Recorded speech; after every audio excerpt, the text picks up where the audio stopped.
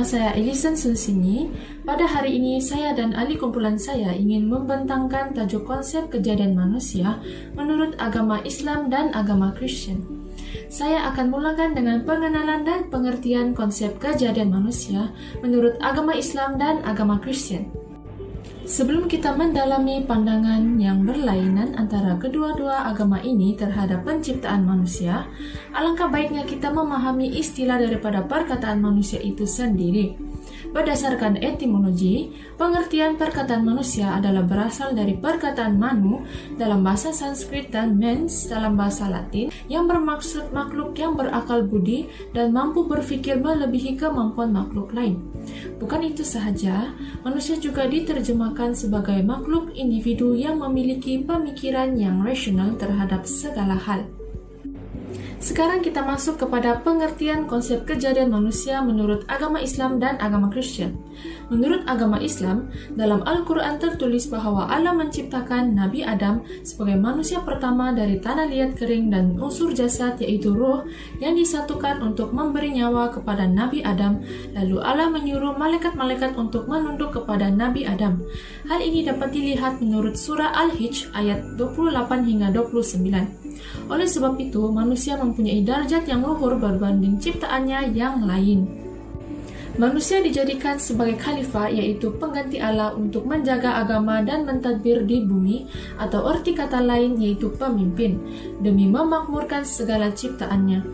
Hal ini dapat dilihat dalam surah Al-Baqarah ayat 30. Manusia juga merupakan makhluk ciptaan Allah yang paling sempurna karena manusia mempunyai kemampuan yang melebihi ciptaannya yang lain, yaitu akal fikiran. Seterusnya, manusia diperintahkan untuk patuh akan suruhan Allah dan tetap istiqamah kepada Allah dalam beribadah. Akhir sekali, manusia diberikan amanah untuk melakukan sebanyak mungkin kebaikan di dunia agar dapat memperolehi pahala yang mencurah-curah dan kebaikannya akan dibalas pada akhirat nanti. Sekarang kita beralih kepada pengertian konsep kejadian manusia menurut agama Kristen. Dalam kitab suci yaitu Bible, tertulis bahwa manusia pertama diciptakan oleh Tuhan Allah berasal dari debu tanah dan akan kembali menjadi debu tanah pada hari kematian. Hal ini dapat dilihat dalam Kejadian pasal 3 ayat 19. Tuhan menciptakan Adam sebagai manusia yang pertama menurut rupa bentuk dan gambarannya. Pernyataan ini dapat dilihat dalam Kejadian pasal 1 ayat 27.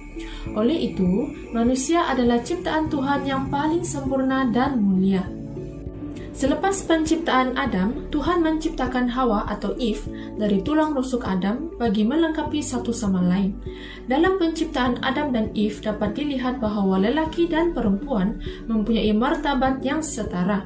Menurut pandangan agama Kristen juga, manusia diciptakan untuk melaksanakan tanggung jawab untuk memelihara dan menjaga seluruh alam semesta yang diciptakan oleh Tuhan, dan diberi kepercayaan untuk menguasai dan mengelola alam untuk keberlangsungan hidup.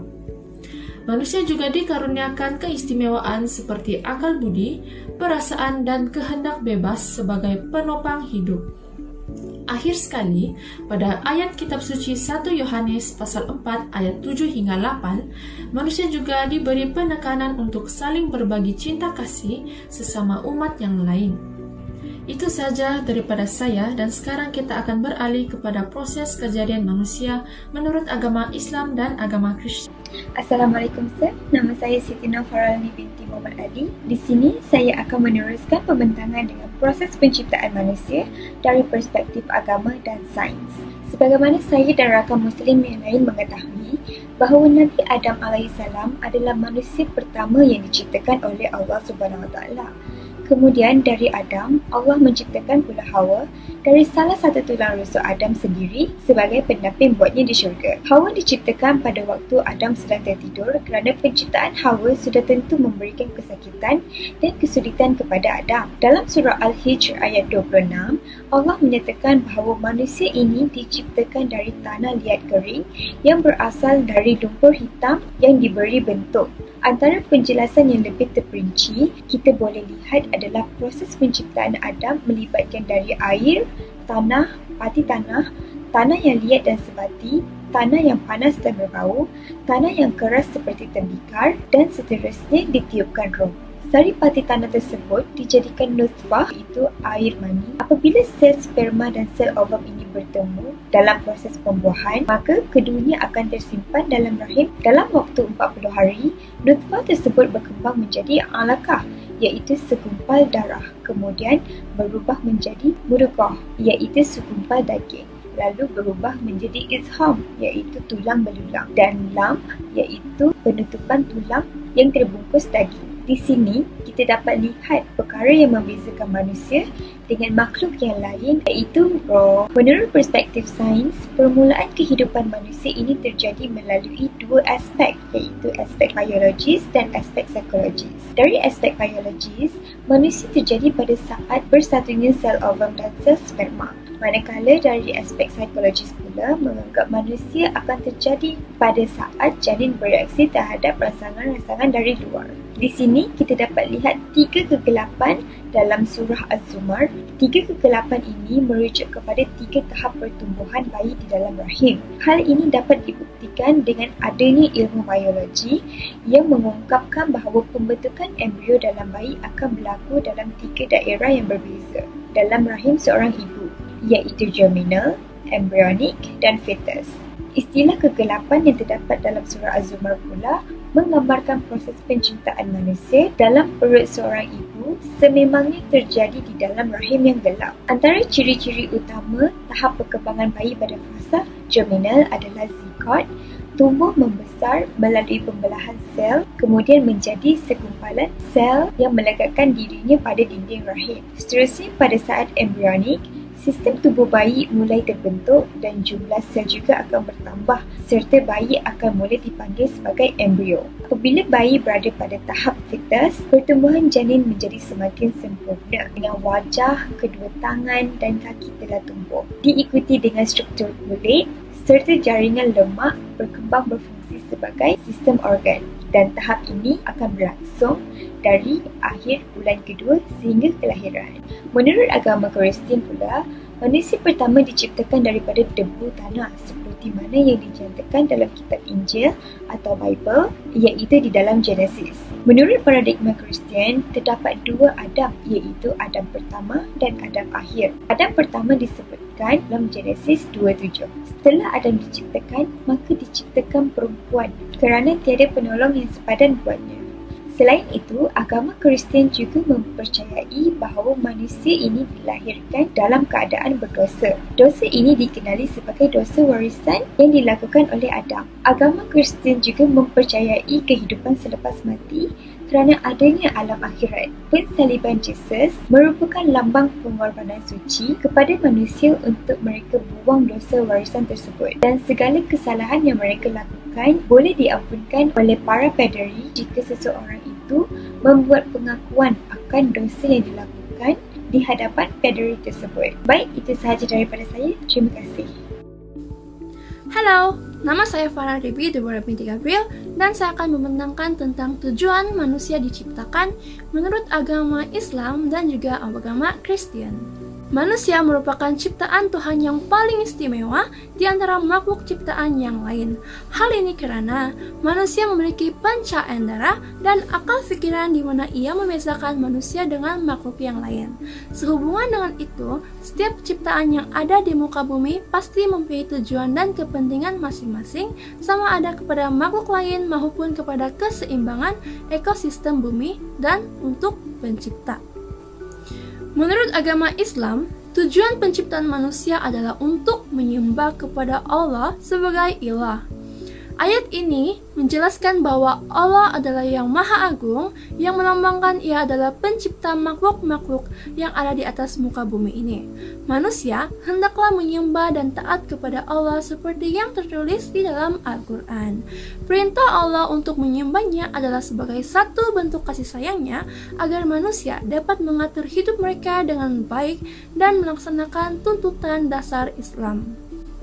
Seterusnya, Allah menciptakan manusia untuk menjadikan mereka sebagai khalifah fil ard. Khalifah bermaksud pemimpin, di mana tugas manusia adalah untuk menjadikan pemimpin di muka bumi ini sama ada pemimpin kepada keluarga, masyarakat, maupun kepada negara. Hal ini dapat menjaga kedamaian di muka bumi mengikut nilai-nilai dasar dari ajaran Islam yang Rasulullah ajarkan kepada umat Islam. Di samping itu juga, Allah juga bertujuan mencipta umatnya untuk mengejar dunia akhirat. Dunia pada saat ini bukanlah destinasi akhir bagi muslimin dan juga muslimat, tetapi hanyalah persinggahan. Manusia diperintahkan untuk tetap mengejar dalam melakukan pahala dan tidak berbuat sebarang kejahatan agar mereka akan mendapat kedudukan di dunia akhirat nanti. Menurut agama Kristen pula, tujuan penciptaan manusia adalah supaya manusia dapat memiliki satu hubungan yang harmonis dengan ciptaan Tuhan yang lain. Tuhan telah mencipta seluruh alam semesta termasuklah kehidupan di atas muka bumi, dan kelangsungan setiap flora dan fauna akan dijaga sekiranya manusia mempunyai satu tanggung jawab untuk memelihara hubungan mereka dengan harmonis. Selain itu, manusia diciptakan agar dapat menjalinkan hubungan dengan makhluk sesamanya. Dalam agama Kristen, perkawinan merupakan satu hubungan yang mengikat antara lelaki dan perempuan menjadi satu daging. Ia adalah satu adat yang harus dijalankan untuk membina keluarga yang baharu yang berteruskan monogami. Turut tertulis dalam Galatia 6 ayat 10 Alkitab bahwa selagi ada kesempatan manusia ada di muka bumi ini, semakin banyaklah kebaikan yang harus diberikan kepada rekan-rekan maupun pasangan hidup. Dan terakhir sekali, manusia diciptakan menurut agama Kristen adalah untuk memuliakan dan meninggikan lagi nama Allah Tuhan. Tuhan telah mencipta setiap manusia dengan rupa paras dan bakat yang berbeza, di mana manusia dapat berkolaborasi serta mengasihi dan mencukupi antara satu sama yang lain. Umat Kristus mendapat keistimewaan yang tiada pada makhluk lain. Manusia dapat melayani dan menyembah kuasa Tuhan Allah dengan keistimewaan yang Tuhan telah berikan itu. Sekian daripada saya, terima kasih. Assalamualaikum warahmatullahi wabarakatuh. And hi sir, nama saya Farahani Zuraini binti Zaini. Dalam video ini saya akan membentangkan part saya, yaitu berkaitan dengan perbezaan manusia dan makhluk lain. Umum mengetahui, makhluk yang telah dicipta semestinya mempunyai perbezaan yang tersendiri, seperti kelebihan dan sifat yang tersendiri. Dan seperti yang telah disebutkan dalam firman Allah surah At-Tin ayat 4 hingga 6 tentang penciptaan manusia yang lebih istimewa berbanding dengan makhluk lain. Oleh itu, saya akan menghuraikan tentang perbezaan manusia dengan makhluk lain, yaitu perbezaan manusia dengan malaikat, seterusnya perbezaan manusia dengan haiwan, dan akhir sekali perbezaan manusia dengan jin. Tanpa membuang masa, saya akan memulakan dengan isi yang pertama, yaitu perbezaan manusia dengan malaikat. Perbezaan manusia dengan malaikat adalah manusia telah tercipta memiliki nafsu, sedangkan malaikat tidak mempunyai nafsu. Manusia telah diciptakan nafsu dan disertakan dengan akal, manakala malaikat pula telah diciptakan dengan akal tanpa mempunyai nafsu. Kepentingan akal yang telah diberikan kepada manusia seiring dengan nafsu adalah untuk membantu manusia berfikir menggunakan akal sebelum mengikut kehendak nafsu untuk membuat sesuatu perkara. Untuk malaikat pula, ia telah diciptakan dengan akal tanpa nafsu kerana mereka telah diciptakan khusus untuk sentiasa taat dengan perintah Allah. Selain itu, perbezaan manusia dengan malaikat adalah dari segi penciptaan. Manusia diciptakan daripada tanah dan malaikat dicipta daripada cahaya. Malaikat telah diciptakan khusus oleh Allah untuk sentiasa taat dan beribadah kepadanya. Manakala bagi manusia pula, jika difikirkan mengikut logik akal, manusia tercipta daripada tanah dan telah memakmurkan bumi, iaitu menjadi penghuni bumi, di mana bumi diselubungi dengan tanah. Manakala daripada segi penciptaan malaikat, iaitu dari cahaya, kita mengetahui bahawa cahaya mempunyai satu jenis, sedangkan tanah mempunyai tanah yang berbeza. Hakikat penciptaan manusia daripada tanah memberikan gambaran bahawa manusia mempunyai sifat yang berbeza-beza. Perbezaan lain manusia dan malaikat adalah manusia diciptakan mempunyai jantina, iaitu lelaki dan perempuan, manakala malaikat tidak mempunyai jantina. Manusia diciptakan untuk saling melengkapi antara satu sama lain antara lelaki dan perempuan. Sifat yang berbeza antara lelaki dan perempuan melengkapi kekurangan dan kelebihan masing-masing. Manakala malaikat pula, ia merupakan ciptaan yang khusus oleh Allah, di mana malaikat telah mengabadikan diri mereka kepada Allah sahaja. Perbezaan manusia dengan haiwan pula, manusia dan haiwan mempunyai tujuan yang berbeza. Contohnya seperti manusia, ia telah diciptakan untuk menjadi khalifah Allah di muka bumi, untuk sentiasa melakukan semua suruhan Allah dan meninggalkan larangannya. Manakala untuk haiwan pula, tujuan penciptaan haiwan adalah untuk menjadi sumber makanan manusia dan dijadikan haiwan ternakan untuk dijadikan sumber pendapatan untuk menyara hidup. Perbezaan lain untuk manusia dan haiwan adalah manusia diciptakan dengan akal dan nafsu, sedangkan haiwan pula hanya dikurniakan nafsu tetapi tidak berakal.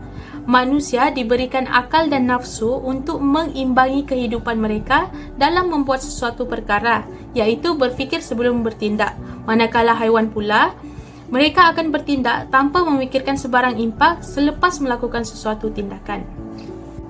Dan akhir sekali iaitu perbezaan manusia dengan jin.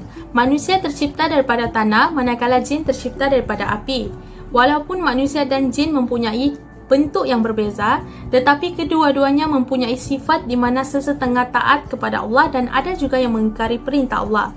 Tetapi semua itu adalah pilihan kerana Allah telah mengurniakan kedua-duanya dengan akal untuk memikirkan perkara yang baik dan juga perkara yang buruk.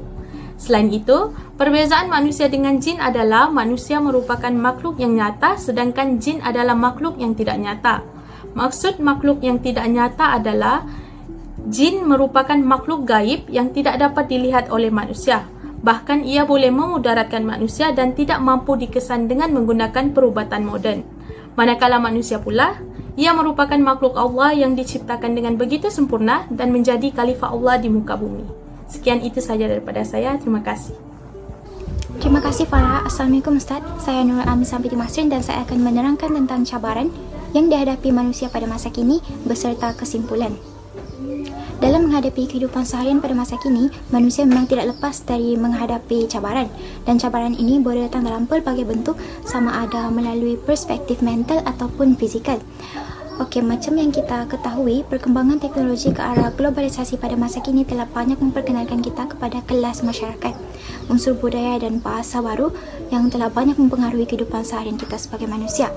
Oleh yang demikian, manusia masa kini berhadapan dengan banyak cabaran, termasuklah dalam aspek berpakaian, pembahagian masa dan pengaruh budaya luar. Pertama sekali, isu berpakaian. Secara umumnya, agama Islam sangat menitik beratkan istilah menutup aurat dan hal ini telah tertulis dan termaktub dalam Al-Quran sejak dahulu lagi. Begitu juga dalam agama Kristian, di mana mereka juga menyeru agar penganutnya menutup aurat. Dan pada dasarnya, setiap agama memerintahkan agar penganutnya memakai pakaian yang sopan dan menutup aurat. Namun, jika diperhatikan dengan manusia masa kini, mereka sanggup berpakaian tanpa mengikut syariat dan peraturan yang ditetapkan oleh agama hanya kerana ingin mengikuti fashion trend semasa. Sebagai contoh, mereka memakai pakaian yang menunjukkan bentuk tubuh bagi wanita seperti memakai legging, dress dan sebagainya. Manakala bagi lelaki, mereka memakai perhiasan seperti rantai, berseluar tidak melebihi paras lutut dan banyak lagi. Beralih kepada cabaran kedua iaitu pembahagian masa. Hal ini menjadi satu cabaran kepada manusia kerana kesibukan seharian manusia pada masa kini adalah tersangat padat. Tidak perlu mengambil contoh yang jauh, jika dilihat dari perspektif kita sebagai seorang pelajar, kita sibuk menghadiri kuliah, program, mengajar deadline assignment, mempersiapkan diri untuk ujian dan sebagainya. Dan hal ini telah menjadikan kita lebih mendominasikan masa kepada pekerjaan lalu mengurangkan masa dengan beribadah. Dengan isu ini, manusia kini kurang mendalami ilmu agama yang menyebabkan mereka semakin lalai dengan tanggungjawab mereka yang wajib dikerjakan. Akhir sekali, dengan berkembangnya teknologi dan media sosial, maka semakin mudahlah masyarakat masa kini untuk mengikuti budaya luar. Mengikuti gaya hidup terkini adalah baik, tetapi kadang dia boleh jadi buruk kalau terlampau terikut sehingga melampaui batas sebagai penganut sesebuah agama. Contohnya, macam kita tahu, agama Islam telah menetapkan hukum haram untuk menyambut sesuatu perayaan, contohnya Hari Valentines atau Hari Kekasih. Namun, akibat pengaruh media sosial, terdapat penganut beragama Islam yang menyambutnya tanpa melihat kepada hukumnya terlebih dahulu. Dengan yang demikian, kita dapat lihat bahawa teknologi dan media sosial memainkan peranan yang sangat penting dalam kehidupan masyarakat masa kini dan peranan ini mampu memberikan kesan yang buruk kepada masyarakat. Dengan cabaran yang telah disebutkan tadi, dapatlah kita lihat bahawa manusia pada masa kini menghadapi berbagai jenis cabaran untuk menjadi seorang penganut agama tertentu dengan baik. Dalam mendapati cabaran-cabaran tersebut, manusia atau masyarakat pada masa kini perlulah sentiasa mendekatkan diri mereka dengan Pencipta dalam agama yang mereka anuti. Ini kerana hanya dengan mendekatkan diri kepada Pencipta, kita akan mendapat keredoan dan hidup sentiasa dirahmati. Selain itu, manusia dan masyarakat masa kini juga perlulah sentiasa mendalami ilmu agama agar tidak mudah terpengaruh dengan budaya luar yang mampu merosakkan akidah. Kerana tanpa ilmu mereka akan tersesat dan merasa mudah untuk putus asa. Dengan mengambil pendekatan di atas, manusia atau masyarakat masa kini akan hidup dalam keredoan dan kerahmatan dari Pencipta dari agama yang mereka anuti. Kesimpulannya, walaupun definisi manusia adalah berbeza bagi kedua agama, tetapi tujuan penciptaannya adalah sama di mana kedua agama amat mementingkan manusia untuk sentiasa memelihara, menjaga dan memimpin masyarakat maupun bumi dengan baik kerana manusia digunakan akal fikiran yang membolehkan mereka untuk berfikir mengenai sesuatu perkara.